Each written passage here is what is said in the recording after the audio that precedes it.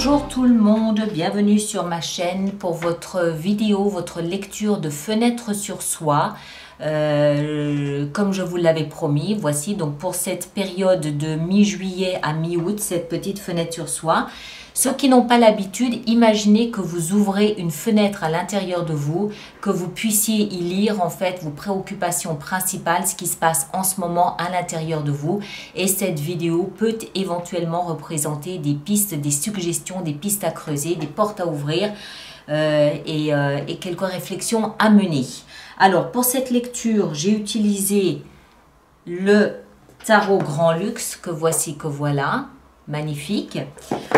Une petite carte conseil à la fin de la lecture avec un jeu que j'aime énormément. Il est absolument magnifique ce jeu. Je ne l'ai pas utilisé depuis très longtemps. C'est le Paulina Tarot, superbe.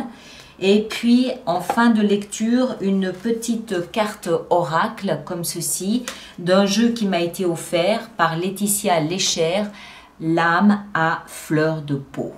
Voilà, très bien. Alors, signe après signe, vous retrouverez vos fenêtres sur soi. Et puis, nous, on se retrouve, quoi qu'il en soit, le 25 juillet prochain pour les vidéos du mois d'août. Les vidéos de lecture mensuelle habituelles du mois d'août. D'accord? Passez un bel été et à très bientôt. Verseau, c'est à votre tour pour votre petite fenêtre sur soi pour cette période de mi-juillet à mi-août 2022. J'espère que vous allez tous très bien. Merci d'être là. Que vous soyez signe solaire, signe ascendant ou signe lunaire en Verseau, cette vidéo peut vous concerner. Si ce n'est pas le cas, n'hésitez pas à aller voir vos signes ascendants et lunaires. Ça va vous permettre de compléter la lecture et de vous offrir peut-être d'autres pistes de réflexion pour cette période. Alors, je rappelle que ces vidéos de fenêtre sur soi sont comme en fait une fenêtre, l'invitation à ouvrir une fenêtre sur son intérieur, sur son âme, sur ses préoccupations du moment, les pensées qui vous assaillent en ce moment. On a la 8 d'épée, justement, et on a le valet de bâton. On va voir s'ils ressortent durant le jeu, d'accord? Donc, voilà, c'est une invitation à regarder en soi ce qui s'y passe et peut-être à avoir 2-3 petites pistes de réflexion à ce niveau-là. Alors, voyons voir. Donc, Verseau, signe ascendant solaire ou lunaire, au cœur de votre lecture, au cœur de votre préoccupation, elle revient la 8 d'épée. Généralement, elles reviennent quand c'est important. 8 d'épée, bon, regardez, l'image parle d'elle-même. On a cette jeune femme qui a un bandeau sur les yeux et qui se sent complètement emberlificotée, emprisonnée dans une ornière, incapable de bouger, incapable de faire un mouvement, voire même peut-être de respirer. D'accord? On comprend qu'en fait, cette sensation est dans sa tête. Parce que nous, on voit l'image et on comprend qu'il lui suffit de se bouger et puis elle peut sortir de cette ornière dans laquelle elle semble s'être mise. Bouger simplement et avec ses mains peut-être enlever le bandeau et elle verrait concrètement, tangiblement que la vie de tous les jours n'est pas aussi dramatique que ce qu'elle imagine. Je rappelle que les épées sont tout ce qui touche. Les épées, c'est l'air, donc c'est tout ce qui touche à la communication, y compris avec soi-même. C'est-à-dire, c'est aussi nos pensées. Donc, elle a des pensées qui sont limitantes, des croyances limitantes, alors qu'en réalité, c'est pas aussi dramatique que ça. Voilà. Alors, on continue, on va essayer de comprendre tout ça. C'est au cœur de votre préoccupation en ce moment. Dans votre tête, ici, on a la 4 de denier. Alors, 4 de denier vient un petit peu appuyer cette sensation. Parce que la 4 de denier, on a ici ce bonhomme. Les illustrations sont magnifiques et elles parlent d'elles-mêmes. On a ce bonhomme ici qui a 4 deniers. C'est tout ce qu'il possède. Il les tient dans un coffre-fort. Il n'a pas l'intention de les dépenser, de les investir, tellement il a peur de manquer.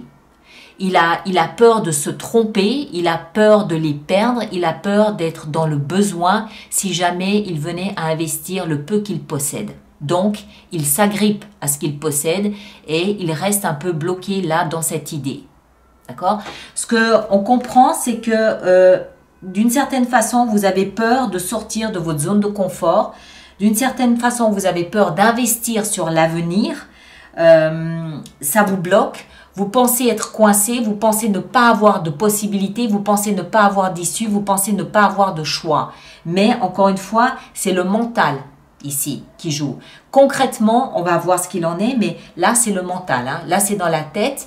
Je veux surtout pas investir le peu que je possède, je risque de tout perdre. Et ici, on l'a vu, parce qu'on a un bandeau sur les yeux, on voit pas le concret. On imagine que c'est dramatique, mais on voit pas le concret. Alors, le socle, ici, ce sur quoi vous vous appuyez, donc c'est une position positive. On a le roi d'épée. Il peut y avoir autour de vous un personnage roi d'épée, c'est-à-dire un personnage d'un signe d'air, Gémeaux, Verseau ou Balance, comme vous. Un homme ou une femme, quelqu'un de peut-être plus âgé que vous, qui peut vous fournir peut-être de bons conseils, qui peut vous aider à comprendre, à analyser la situation. S'il n'y a personne de ce type autour de vous, c'est vous qui prenez qui endossez ces capacités du roi d'épée. Vous êtes signe d'air, Verseau, n'est-ce pas? Et en fait, ce que ça nous explique, c'est que le socle sur lequel vous êtes assis vous permet, avec beaucoup de maturité, avec beaucoup de responsabilité, d'analyser la situation. Vous êtes capable de décortiquer la situation et de voir au plus vrai, au plus juste, au plus près de la réalité. Le roi d'épée, c'est le joueur d'échecs, c'est celui qui va anticiper, c'est celui qui va avoir une stratégie, c'est celui qui comprend à l'avance, qui a toujours un coup d'avance sur les autres ou sur la vie peut-être aussi. Donc, en fait, cette situation ici, vous avez la possibilité de comprendre ce qu'il en est exactement. Et peut-être qu'en réfléchissant, en utilisant vos dons et talents d'analyse, de déchiffrage, de décortiquage, voilà, en utilisant les capacités que vous avez à analyser une situation, vous comprendrez qu'en fait, il semble que ce soit le mental qui bloque et non pas les éléments factuels du quotidien. Le passé, de là d'où vous provenez, qui vous a mis dans cette situation, on a le chevalier d'épée. Alors, c'est peut-être une formalité qui vous a amené dans cette situation, c'est peut-être Internet, c'est peut-être un courrier, une lettre que vous avez reçue, quelque chose auquel vous ne vous attendiez pas, quelque chose qui vous est tombé dessus, quelque chose d'extrêmement furtif qui vous est tombé dessus, ça peut être n'importe quoi. Hein. Peut-être que vous avez vu une annonce, vous avez répondu, mais trop vite. Peut-être qu'on vous a demandé de vous engager quelque part et que vous avez donné votre accord trop vite, sans réfléchir.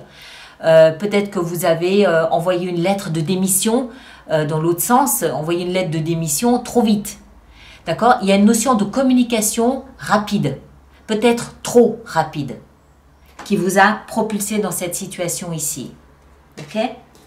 Et l'issue vraisemblable de cette situation, c'est, j'adore, le chevalier de coupe. Parce que ça peut toucher tous les domaines de votre vie. Hein. Ça peut être sentimental, ça peut être professionnel, amical, familial, financier, je ne sais pas.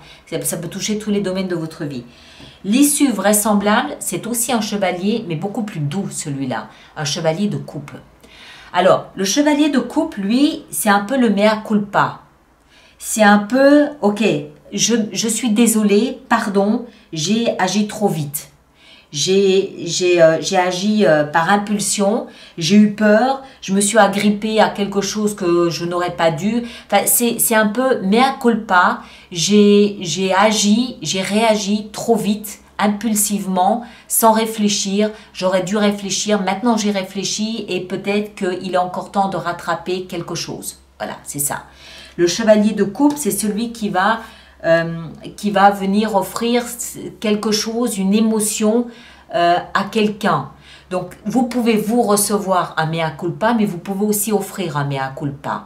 Vous pouvez parler d'émotion comme vous pouvez être approché par quelqu'un qui souhaite vous parler d'émotion. D'accord? Mais c'est clairement lié à ce qui se passe ici, c'est clairement lié à cette sensation d'être un peu bloqué, coincé. Vous avez peut-être engendré par une réaction une situation de blocage que vous essayez de débloquer, ou à l'inverse, vous subissez une situation de blocage et vous ne savez pas trop comment réagir, et l'issue sera de peut-être venir adoucir un peu les angles de la situation.